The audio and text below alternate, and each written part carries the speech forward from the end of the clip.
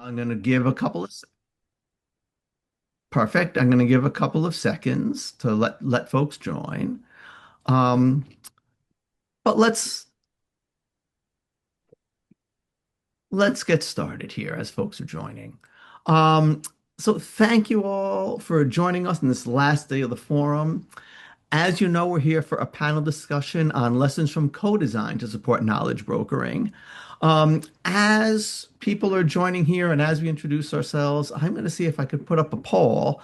And the idea here is just so that way the panelists and I have a better idea of who's in attendance today. And so, great, it seems like that's up. Um, and I'll leave this up as we start introductions, and then we'll take a look at it once our introductions are done, just to see who we have joining us here today. And also, as we talk, please feel free to put questions in the chat. Do realize we might not be able to get to all of them. However, you should have all of our contact information to the forum information, and we'll definitely try to answer questions as we can in the chat or perhaps after through ways the forum has to communicate after the sessions. So let me start giving the first introduction. I'm Phil Vahey. I'm a learning scientist. I've been engaged in co-design work for a couple of decades now. First at SRI International's Education Division. Then I was at HMH, or Houghton Mifflin Harcourt. And now I'm a consultant who works with a variety of organizations and projects where co-design is core to what we do. And I'm really honored to facilitate today's discussion with these experts from around different from the field. So how I'm going to start off is everyone giving a very quick introduction of our panelists, give a quick introduction of themselves. And also, I'll ask you all to give a very short definition of how you define co-design. And in particular, what are some non-negotiables you need to use the label of co-design to apply? So we'll start with you, Rebecca. Let's hear a bit about yourself and what you think about how you think about co-design. Sure. My name is Becky McGill-Wilkinson. I am a researcher at Leanlab Education, which is a small nonprofit education research company. And we do almost all of our work is co-design. I think all of our work is co-design research. Previously, I worked at the Institute of Education Sciences, where I helped build the Knowledge Utilization R&D Center program. I also worked at the Baltimore County Public Schools for a number of years in their Office of Research. I can talk more about that later. I see it as very much a broker role, sort of translating and moving information back and forth between the research community and educators in the system. In terms of what I think co-design is, I think co-design isn't necessarily distinguishable from other types of research partnerships. I think it's a specific activity that research partnerships can engage in, and that the important features of co-design are also important to strong partnerships between researchers and practitioners. Um, and I would say non-negotiables. I think we're going to talk a little bit about this later, but sort of thinking about everyone's perspectives and really acting on everyone's perspectives as being equally important and how to sort of shift Mhm. power dynamics, I think is really important to co-design. Great. Yeah. Yeah. And I think that's a great point about power dynamics that we'll get to talk about a little bit later. So great. Isabel. Hi everyone, I'm Isabel. I'm a PhD in educational psychology and currently a postdoctoral fellow at the Center for Scientific Research in Higher Education in Ensenada, Mexico. My experience has encompassed the research broker role across really different settings and even languages. Initially, I did a lot of evidence translation work as an external research manager for Boston Public Schools, and now I really work in sort of evidence generation as a postdoctoral fellow. My current research focuses on responsible implementation of AI-powered educational tools across different school contexts, particularly in under-resourced settings, where really technological development is sort of outpaces the educational alignment.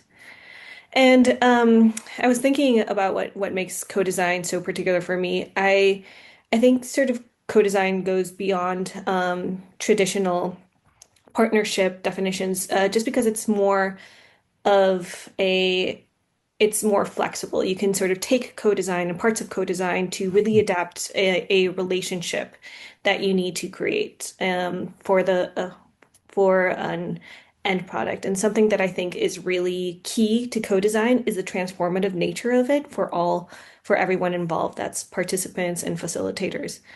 And happy to talk about that a little bit more in the next question. Great. Ronak, would love to hear about your take on Yeah. Hey co-design everyone. and My introduce name yourselves. yeah. My name's Ronak Parikh. Also with Leanlab, along with Becky. And my role is actually strategic partnerships, so less of a technical expert here.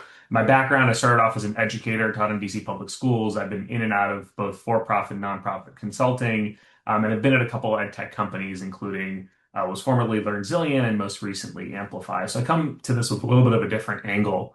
When I think about co-design, for me, it's really the idea that the frame that we have in doing research through a co-design methodology is really rooted in, especially within our world of ed tech, the idea that students and teachers, parents, administrators are all experts, right? So that there is a true collaboration between the research organization, the provider that may be involved in the work, and those really important stakeholders. They're not just seen as users, right? They're really seen as co-collaborators and seen as co-designers in the work.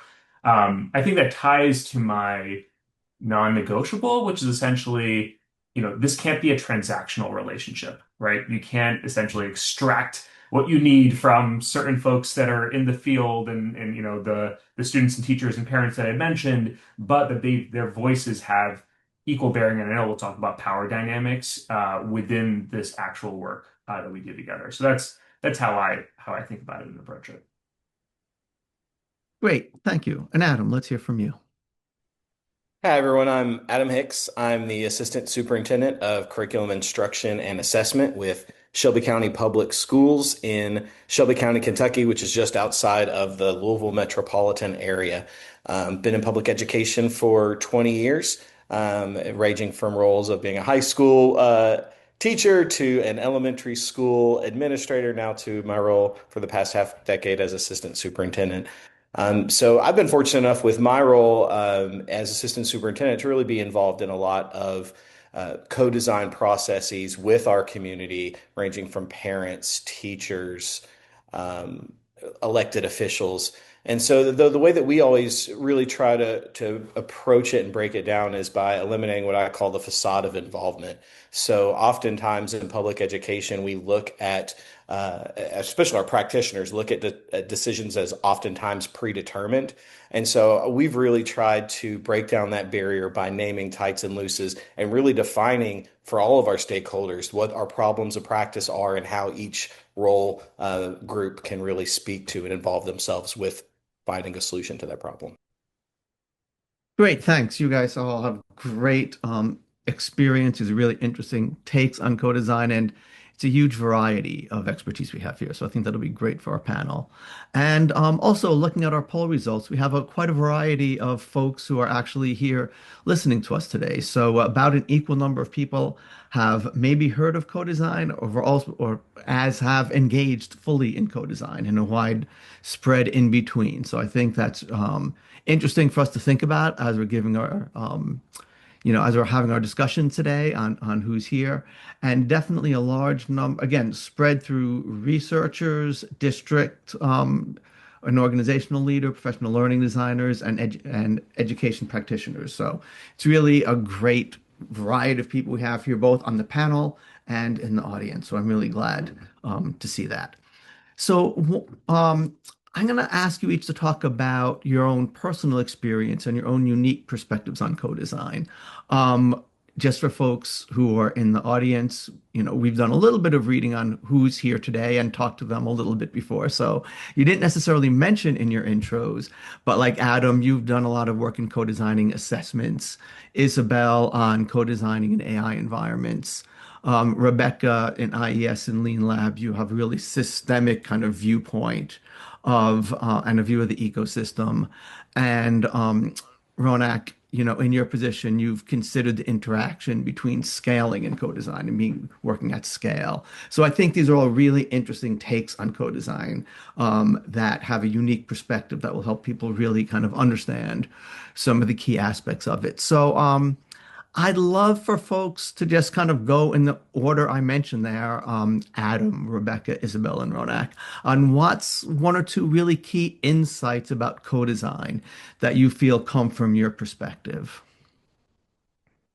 So I mentioned in my intro the first largest element of co-design, at least from my space in the public school Mhm. system in Kentucky, is really being able to set a vision and an expectation for what the deliverable outcome for an assessment looks like, and then really empowering people to understand how they can best contribute to the problem. So one of the big assessments that we've created within Shelby County Public Schools and for the state of Kentucky is our defensive learning structure. So in our district, every fifth, eighth, and 12th grade student, we have around 7,000 students in our district, 25% of whom are Hispanic, and 18 to 20% of those students are multilingual learners, with Spanish being the primary language spoken at home.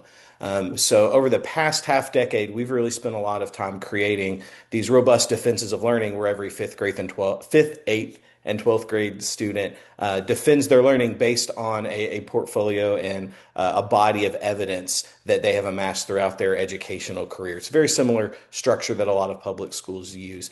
But from our seat, really going to our community partners, ranging from our Hispanic advocacy groups, our elected officials like our judge executive, our service providers for students with exceptional needs. All of them have really been at the table every step along the way with us of naming the expectation that everyone defends their learning, but then co-creating a system where a student who comes to Shelby County Public Schools from Venezuela 6 months ago, a student who has exceptional needs and is nonverbal, and a very traditionally minded student who has been part of our system K-12 can all actively contribute and meet the expectations of our assessment, but have it be personalized based on their situation and circumstance. Great, thanks, thanks. Rebecca, would love to hear from you on your personal experience and take on some insights on co-design.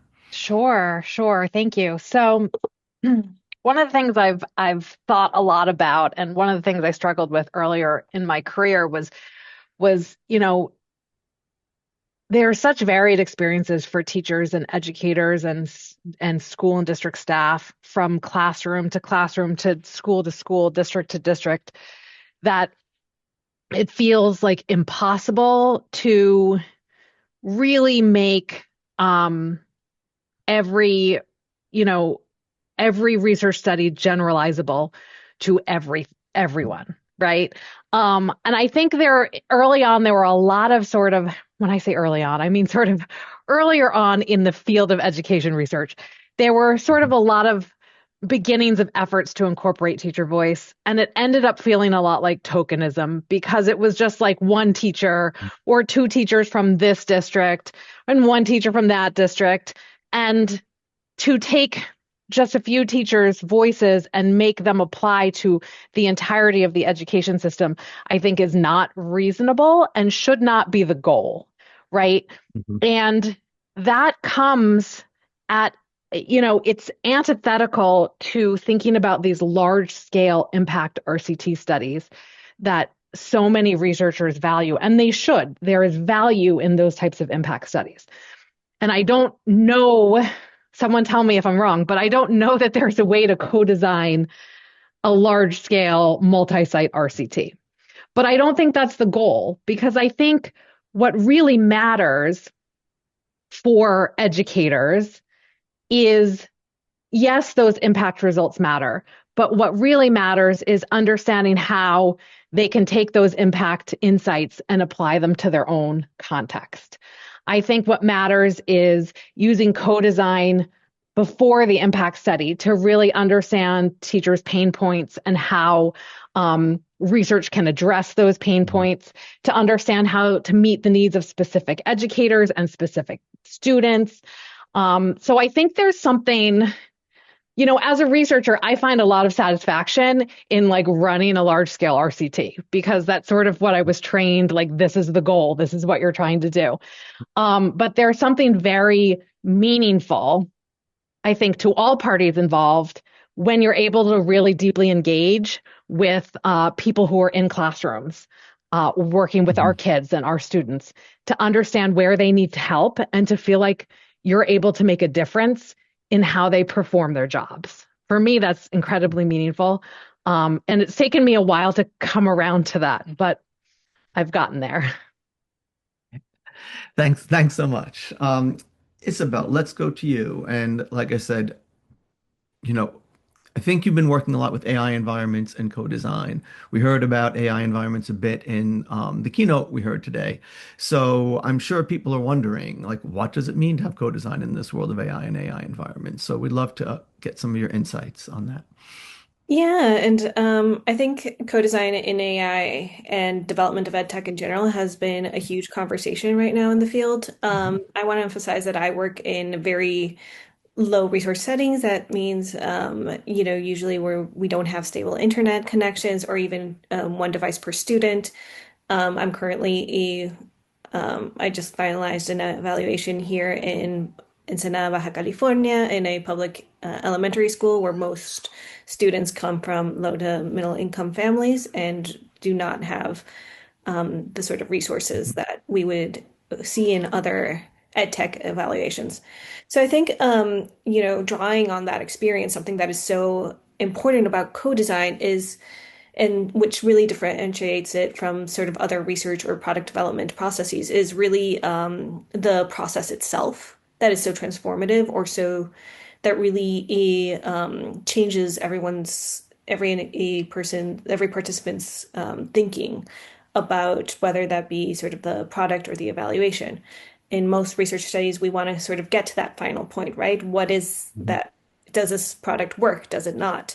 But when you engage in co-design, it's really setting up all of those necessary steps for that product to even function necessarily and engage everybody involved so that they sort of have this shared learning and understanding of why this technology could be so important and how it fits into their context. So just I really emphasize in my work the importance of this shared understanding of the context and how everybody sort of builds in that understanding. Everyone has a place that in the context and how it works within different systems.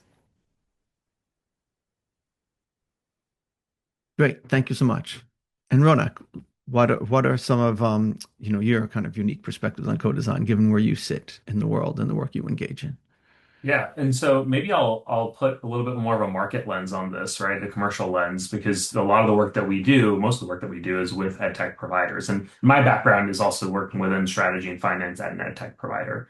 And so I think that, the point you had mentioned in terms of my experience is how we think about co-design and scaling. And I think there's a distinction to be made here. You can scale and then you can scale effectively, right? So you can scale by putting a lot of go-to-market strategies out there, getting a couple sound bites like Becky was referencing from educators, working through a couple relationships you have with districts. But that's going to fall short if the product as doesn't actually truly meet the needs of its end users, right? And so if you're able to go through the rigorous process, and rigorous doesn't mean long, right? There could be rigorous short-term short cycle studies, right? In order to get that feedback, whether it's a focus group, whether it's running what we call rapid cycle evaluations, where they're short kind of design sprints so that you're getting feedback from teachers and students as you're developing a product, right? Those are the things that allow you to really effectively scale, allow you to really nail that product market fit from the ground level because you are co-creating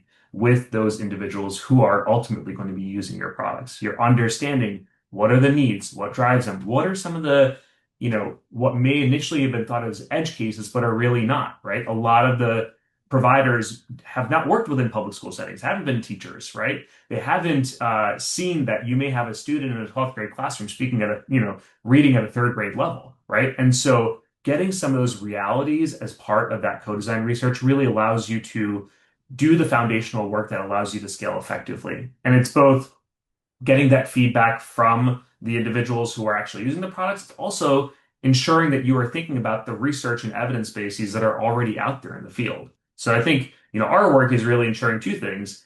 The provider that is working with us, the foundation of their work is rooted in existing research, and that they elevate the voices of students and teachers and administrators.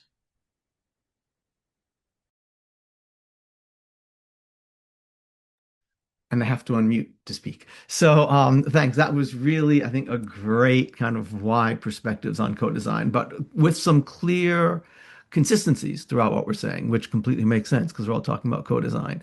And one of those consistencies, whether stated explicitly or implicitly, were sort of these ideas of power dynamics. And Rebecca, you mentioned that earlier. Ronak, you just kind of talked about that. Like teachers and educators and students often are not included in the design process, and there's often things are given to them to use. Not they're not asked to how can you input in this. There's a implicit and explicit power dynamics in that.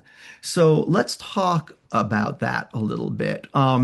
What strategies do you all use to facilitate full participation? And how do you recognize the power dynamics? And how do you address these power dynamics in a way that really do get full participation amongst all the participants, especially those that were typically sort of left out of the design process? And Rebecca, since you got a head start on this in the introduction, we'll start with you on that. Sure, sure.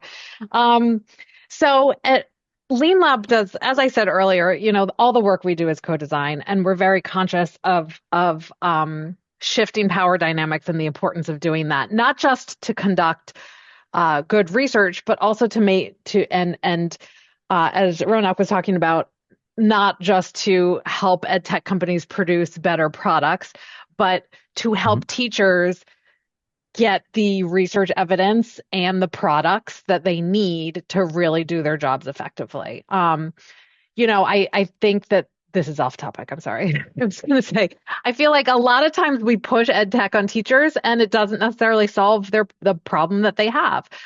So one of the things we do at Leanlab is we have a network of teachers and schools that we sort of have ongoing engagements with. And we do ask them to participate in research. But one of the things we do is we talk to them frequently through either sort of more informal surveys, but also just like one-on-one, people from our team speak to people at these districts and find out where their pain points are, find out what they're struggling with, find out like, hey, what are your concerns about implementing math? And they can come to us and say, we could really use some information about what kind of supplemental tools are most effective at helping kids who are struggling. And then we work very hard when we're conducting research to make sure, and co-design research to make sure we're including teachers and educators and communities that have sort of a strategic goal that we feel like is the right fit for the project that we're working on. The second thing, and I'm sure Ronak has more to add, the second thing that we do that I'm very impressed with, we pay teachers and we pay them generously for participating. We pay them for using the tools as well as for all of the research activities like surveys or focus groups. We also give grants to school systems who participate in our research, and I think paying teachers for their time is really important for shifting that power dynamic and recognizing for ourselves and for them the importance of their role in the work that we do.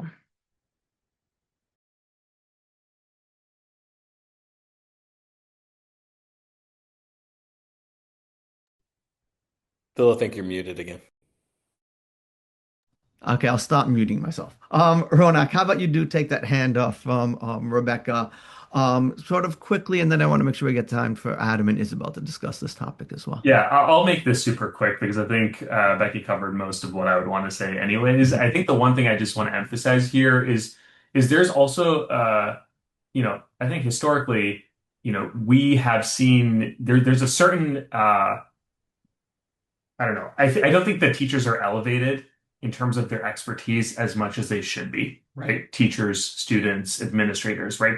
But teachers especially. And so when we think about that structure, we're providing incentives, right, for the individuals who are working with us. We want to treat them like the experts they are in this work. And I think there's a big part of this work, which is, I think the quality of the research is also the quality of how you treat the individuals who are doing the research with you, right? And so getting that quality feedback also is dependent on how you are also thinking about their needs, how you're compensating them, how you are designing sessions that allow them to actually provide feedback in the way that is most convenient to them. So I think there are certain mechanisms that we leverage at Lean Lab in both building out our Hmm. partnerships, thinking about what their needs are, getting, really having an intentional way to reach out to them when we want to match them with a provider for a research study, and then treating them accordingly, both through compensation and how we conduct ourselves. So I just want to add that little tidbit, but I think I leave the rest of the time to the other panelists.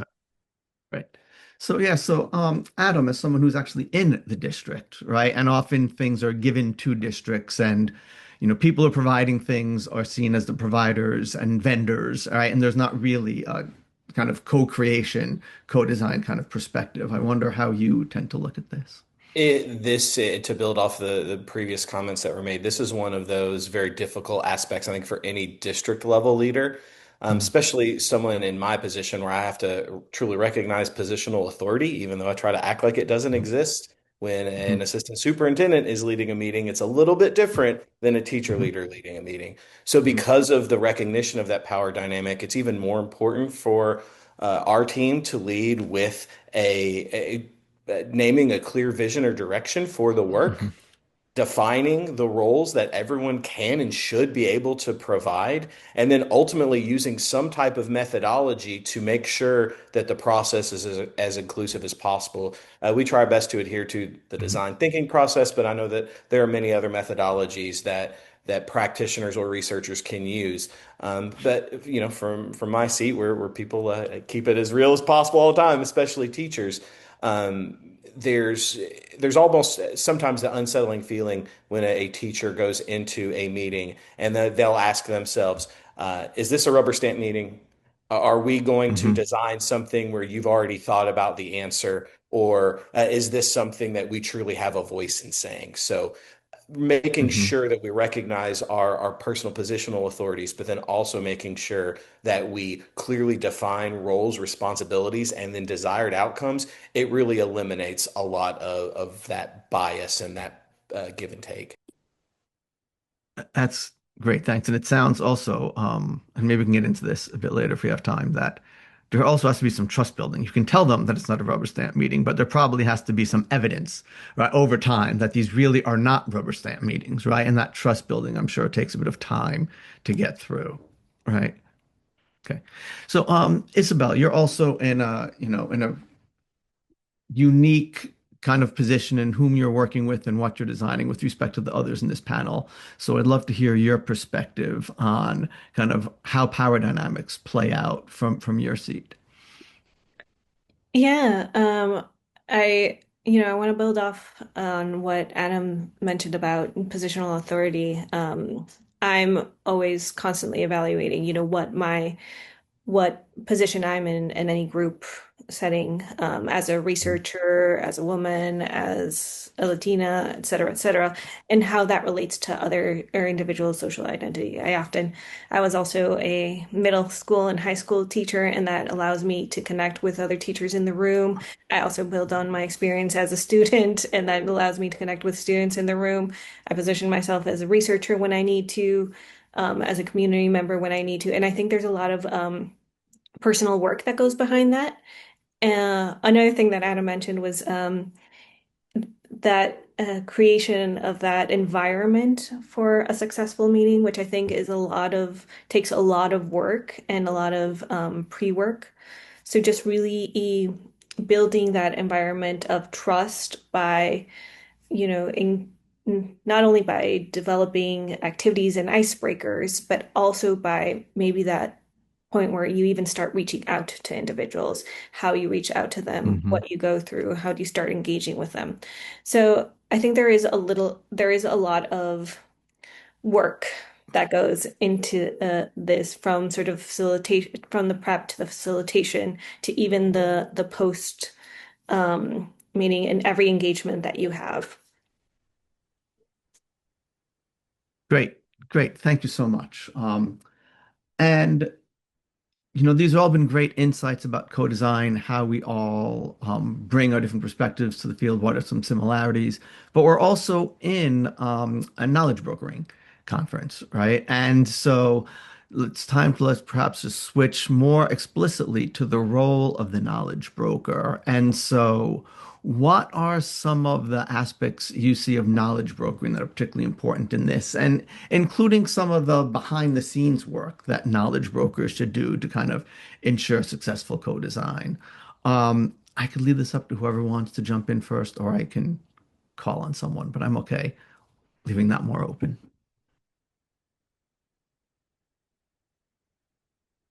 Okay. Yep. Rebecca, good. I Mhm. think I think I think one of the things that knowledge brokers could sort of participate in this process is helping school communities and districts communities to give voice to what their goals are and what their needs are. Schools and districts usually have strategic plans and usually, I guess they all do if they're they should anyway, right? Have strategic plans and goals. Um, Translating that, I think, in and taking that into account when you think about sort of the needs of individual educators in classrooms, I think can be difficult sometimes. Um, and I think brokers, I originally I used to think of brokers as being like, okay, brokers are going to help translate research for practitioner communities. And I do think that's important part of the role, but I also think a broker goes back and forth, right? It's a broker's not a one directional kind of relationship. And I think brokers could really help um, make that connection between what schools need, helping them sort of figure out how to voice that, and then communicating that information to researchers. So I think that that's sort of narrowing down goals and needs, and then communicating that is one way I think that research brokers, Mhm. knowledge brokers could really help this co-design process. Yeah, to build off of what Rebecca just said, because it is spot on from the district seat and the school-based seat. When we take part in a lot of our district-specific community-based assessment initiatives, we always try to include some type of knowledge broker or research-centered expert to help keep us accountable to not only the system that we're trying to design, but also any new considerations that may or may not come up. It's in public education. I'm sure it's not just a Kentucky thing. Oftentimes, practitioners want to say research says, research says, research says, but then can't point specifically to the best practices in the research that are stemming from their assertions. So for us, it has been critical to partner with anyone from an education specific interest group to a university partner. But having that knowledge broker seat at the table really goes back to actually what Isabel said a little bit ago as well, just really making sure that there is that foundation of trust and collaboration across all stakeholders. And frankly, from the community focused work that I've done, it actually helps to elevate everyone and really make our community members feel that much more important when there is an external Mhm. knowledge broker at the table, because that move also Mm. for those who are in that space now shows that this work is so valuable that we are bringing as many seats to the table as possible to help give us the best outcome for our students.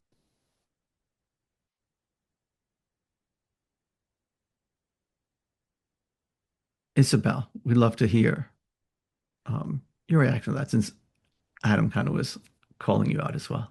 Yeah, I was just thinking Mhm. about, how knowledge brokers, I really appreciate Adam saying how important it is to have a knowledge broker at the table. And I was just thinking about the different hats, knowledge brokers wear and how important that is. Mhm. From, being experts in the research and in the methods, but also in facilitation techniques, to help the conversation, and also in community and trust building, and also have to have that practitioner lens either from past experience or having worked personally. Um, I Mhm. just think that that's a lot of the work that knowledge brokers have to do on sort of the back end to prepare, and it's so important to really create that space for a successful co-design so that you really end up with a product that involves everyone's voice in and that can really get to that scalability that was mentioned before. Yeah, I'll make a quick point here, which is just to say, I think knowledge brokers set a standard, right? So if you have an effective knowledge broker that is able to effectively communicate, that is able to engage all the stakeholders, whether it's the communities within a certain, certain locale or and the researchers and the edtech providers and philanthropy and government, right?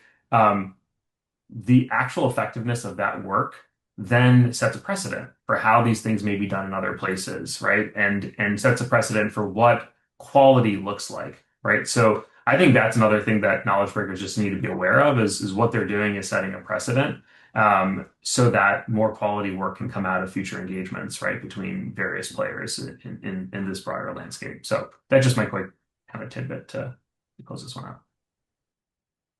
Great, thanks, thanks. And one question that's come up in some of this work is everyone always sort of ready and willing to engage in co-design? And do you find that there's times that folks kind of push back against that from either from the developer perspective or perhaps from the person who's being asked to participate in co-design from the practitioner perspective or that? And um, how do we handle that situation, especially from the lens of knowledge brokering? Like what can we do to handle that? Adam and Ronak, you both kind of nodded your head when I asked the initial question. So Adam, let's start with you on that. So this is one of the largest issues that from a practitioner seat as an assistant superintendent that I deal with. You've got it's such a delicate balance between wanting to and trying to find ways to include all voices and all perspectives versus finding that sweet spot with the people who really want to and are equipped to be able to take part in the process that we are handling. So oftentimes, like when our work first started in Shelby County Public Schools, it felt almost like a more of a town hall or a forum, which was a little bit more loose and less conducive to truly designing a community-based assessment. So we've tried to refine that over time by, again, naming identifying the problem of practice, talking about the deliverable assessment that we are creating, and then asking who would like to be interested in co-designing or refining the process that we work on. And through doing that, we've had a lot more success. I'm sure every organization is the same way. It comes from very noble purposes where we want to include everyone and find a space for all voices. But there is such a thing as having too many cooks in the kitchen. But again, that goes back to what Isabel mentioned, just leading with that spirit of transparency and vulnerability, but also naming the desired outcomes. Yeah, and what I'll add is I don't think there's a force fitting this, right? I think the idea, and this is exactly what I imagine Adam's getting at, is meeting people where they are, understanding what their hesitations are, and being able to effectively communicate why co-design is so important. So as much as we can create that narrative and share that narrative through settings like this and other settings, right? That is what's going to allow us to be really effective with co-design. And I think understanding where people's limits are, right? And how they can engage. And so trying to seek through what are some creative ways. I love the town hall example, other creative ways to ensure that voices are heard that are low lift because, all these folks have a day job, right? Whether it's teaching, whether it's running a school, right? Whether it's running a company. And so how do we ensure we get that quality output, meeting folks where they are and really sharing the importance of narrative? And there are many different vectors and pathways to do that. Great. Thanks, thanks. So we've got, 15-ish minutes left in our session here. One thing I'd like to do is go to sort of how do we discuss success? And this was sort of brought up in different ways already throughout. Sometimes success can be you created an awesome new product and it's had student gains, et cetera, et cetera. But that's a pretty high bar and a long-term question. Sometimes success is a shift in how practitioners research just simply, quote unquote, view their roles together in terms of moving forward, working forward. So let's start first with Isabel and Rebecca. I don't think you did get a chance to chime in the last question. So one, feel free to integrate the two or talk, discuss the two. If you have thoughts about what to do when folks are not ready for co-design, but also then what does success look like moving forward? Yeah, and Ronak sort of talked about this a bit about really getting into this the flexibility and adaptability of the co-design process, which I think is so important. Mhm. So when thinking about success, I think Phil, you summarized it really well. It kind of can be those two things, or it can just be, you know, it could be just the process itself, engaging people in ways that they've never been engaged before, bringing in people together that have never been in the same room before, even if it's just one successful meeting that you had between students, teachers, researchers, a designer, whoever needs to be in that room, having that successful meeting, I already foments some sort of change. I know we'd all love to have that sort of perfect product that comes out that has all this, that has perfect student gains and can be implemented whenever, wherever and wherever needed. But really, for me, I've started to see just how important it is to take sort of those small wins that the co-design process really provides, just in every meeting that you have, and every step of the way, in even every communication. Um, so that's always been success for me. Yeah, I completely agree with you, Isabel, about the small wins and sort of, success isn't the evidence at the end or the product at the end necessarily. It's also sort of the process and the experience. To answer this question, I wanted to share um two. I had two. Now I think I have one because I lost one. Hopefully it'll come back. Little anecdote. So I was doing a co-design research project on a generative AI tool for use in classrooms. And I was doing one-on-one interviews with all of these teachers who had used it over the last few weeks with their students. And she came to the interview and she had a whole piece of paper written out of things that her students wanted me to know. And Mhm. the students knew that I wasn't the she knew I wasn't the product developer and I wasn't the and the students knew that as well. But they were like, maybe she can tell the product developer. So I wasn't talking to the kids themselves, but they all had really useful and important feedback that the teacher had promised to communicate. So she read through the list, and I think it was I think it was meaningful for the students as well as the teacher in that specific instance because the students, I think, felt like their voices were being heard, and the teacher felt like her students' voices were being heard. And I wrote down everything and I sent it to the company, and I was like, here's what the students said you should do. And I do know they made some changes based on the feedback from the students.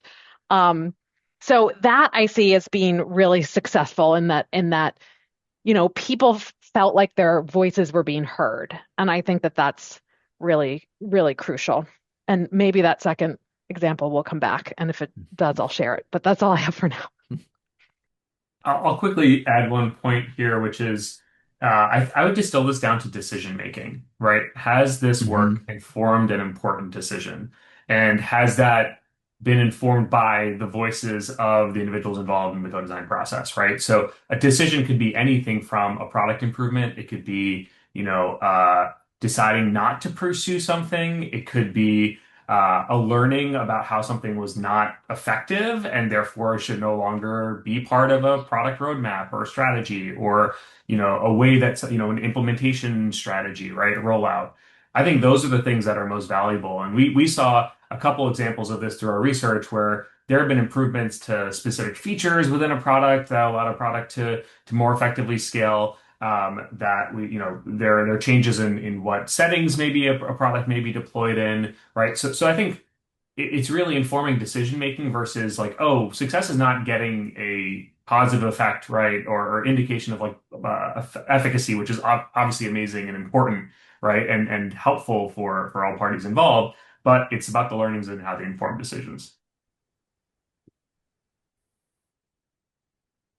Great, thank you. Adam, I don't think you've had to.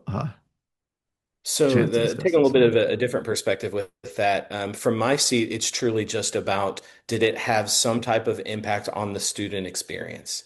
So did it make Hmm. ranging from the very most traditional metric of did it increase reading and math achievement in some end, ranging all the way to the other end of the spectrum? Did it give students an opportunity to display their learning in an authentic fashion? Did it give families an opportunity to more effectively engage with their students' learning? Did it allow for teachers to have more of a lens of leadership and to grow professionally? So, regardless of the ways that we go about designing these processes, from my seat, it always has to connect back to that overall student experience.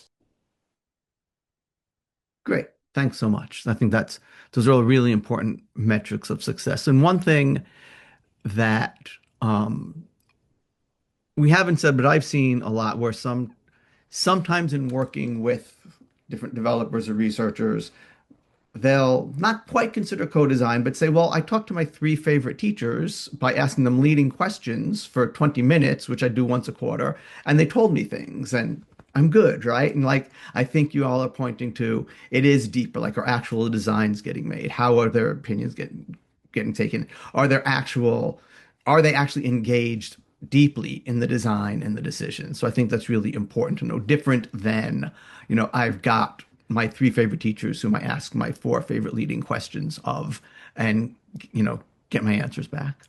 Um, so we do have a few more minutes, and I've been asking very specific questions, speaking of leading questions. And so I'd like to leave some final words from any of y'all. We've heard a lot we've heard of, we've had different keynotes, we've been in different sessions. Again, this is a knowledge brokers forum. We've talked somewhat about knowledge brokering and co-design. But is there anything folks would like to leave our kind of audience with as we're wrapping up this knowledge broker forum, and how they should be thinking about co-design in particular from the knowledge broker perspective? So again, I'll leave this up to whoever comes off mute first, or I'll start calling on people.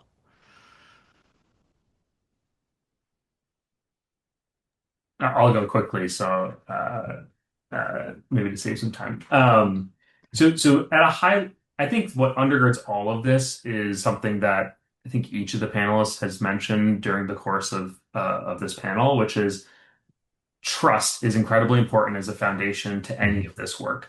And so the work that we do at Leanlab is really, I would say, if I could to really hone it down to like one thematic area, it's building trust amongst communities, school communities, ed tech providers, researchers to ensure that what's coming out the other end of a research study, right, is contributing to there being evidence-backed, right, high quality products that are out in market. And that in turn addresses the trust challenges that a lot of these providers and districts face out in the market as well. And that's kind of reflected within procurement and whatnot. So all I'd like to say, I think, is my final point is that a lot of this work, especially in the current environment, is really rooted in trust. Hmm. Yeah, and if I could say sort of a th final thought after hearing everyone is really the importance of knowledge brokers within co-design and how it's important in our role to continue to push for co-design. I think everyone in this panel mentioned different ways that co-design can be impactful, is important, is valuable. And we do need to continue to engage in it and push for it, even if we are sometimes the lone voices in that conversation. But I think if anything, if the audience can leave with something from this, it is sort of how important co-design can be. What I'd like to add to that is just making sure that you have a process that includes all voices, including ones that are either marginalized or don't have a seat at the table. But then also making sure that we are setting up spaces where we don't offer a rubber stamp. where there is authentic decision making and where people feel like their voices are heard and that we are defining what success looks like on the terms of those that we're participating with, not the desired outcome that we already have in mind. To the earlier example of my former three old teachers that will give me the answer that I want. Sometimes it's hard when you are leading a co-design process to have to really push and advocate for someone to poke a hole in the problem to ultimately make it better.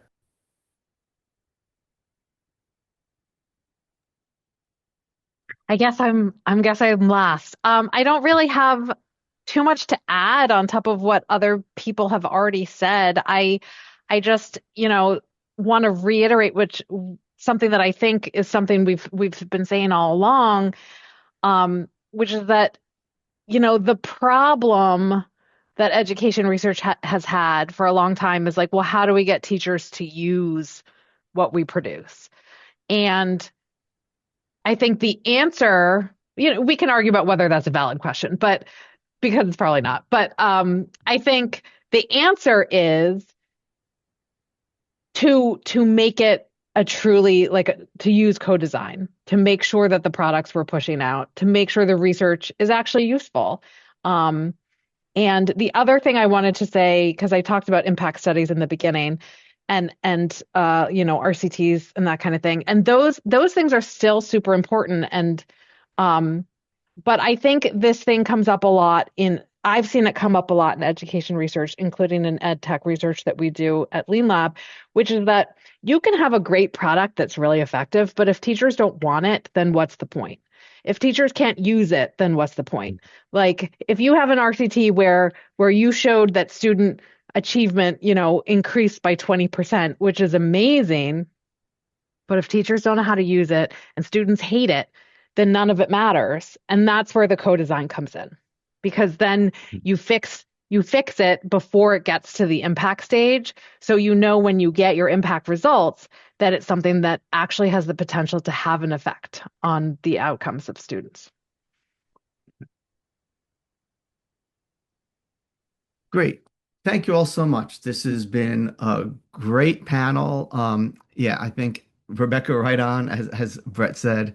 Also, folks, note that Brett did put a question earlier in about a particular product or solution, and thanks, Adam, for answering that.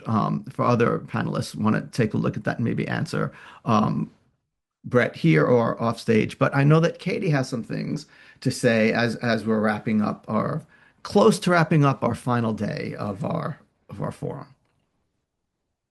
Hi again, everyone. First of all, thanks to our panelists. A really great conversation. So many lessons for knowledge brokers on how we incorporate those closest to the problems as part of our solutions. I really just loved hearing everybody. So thank you for sharing your time, thoughts, and expertise with all of us.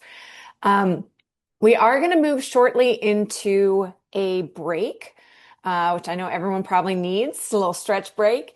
And then we're going to come back for our knowledge fair. So I do want to take a moment to walk through how this is going to work, because it's a little different, a little more rapid paced. So we want to just make sure everyone is on the same page going into that. I am going to share my screen so everyone can see.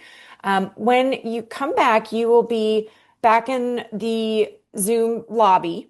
All right, so I want to remind everybody the best way to view your sessions is to not be in the lobby view, but to go to your sessions view. And then I also recommend that you hide your ended sessions so that you're only seeing today's. All right, so here's where we are now. Thank you, panel. We're going to take our short break. All right, and then scrolling down, you should be able to see 9 different knowledge fairs. Okay, so what I recommend you do over the break is, they're not going down, that's just people setting up. They don't start till 3:15. Go ahead and pick your top 3. You can do that by bookmarking them, flagging them, or just writing them down. Keep track of them. You are going to choose to visit them in whatever order you decide once we kick off at 3:15. Speakers are going to stay in their rooms the entire time.